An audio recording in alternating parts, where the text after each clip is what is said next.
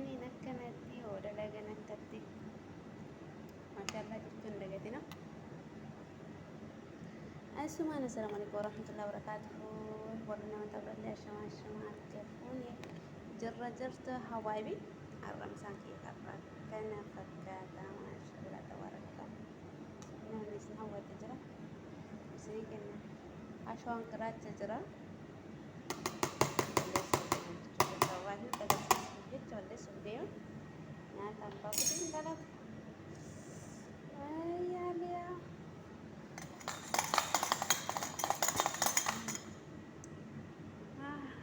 Madaamitti yaa fi namicha kiyya kana nyaachisuu deemame isaarraa jechuudha. Sana agarsiisa jedhee mastaawatii keessatti mul'ataa jira. Riqaa ofirraan qabnu akka bidasesin jedhee kottaa nyaannu eegsiftaa itti darasa jedhamu isa kana baay'ee tokko mi'aayedha baay'ee isa jedhaan akka mataa keessatti garuu jechuudha akkasi nyaannu misaaja guyyaan irraa maal fakkaata yeriftiin jumaa kakalee hooggan eeganaa booda dinnacha akka tirna'ee akka qophaa'aa jechuudha.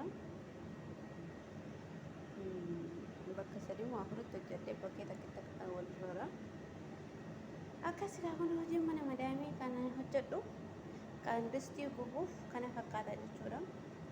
Amma kun dukkuun kun addatti tapha awwal shee waddatti bilchaataa eegasii keessaa baafamaa eegasii qubame itti diba eegasii ganaa deebisu taphasaa eegasii ganaa deebi'an qulaalla. Hojii mana madaamii jedhe lukkummaan bilchaan ruuziin hin bilchaata eegasii ganaa oo'isa. Alhamdulillah ala kulli haalin walii galatti amma hordofuu jalqabee ogeessee jira. Bakkee tokko yoo walitti raru amma namni akkatti hojii kana arga jechuudha. Haaliyaan eeshima bichaa dambistii hojii maal qabdii jedha. Asiin garaacha kana hashwa jira. Argitu hashwa kana namitti hin feetu saniif addaan baasuu dhabe hashwa mee akkattis na agarsiisudha.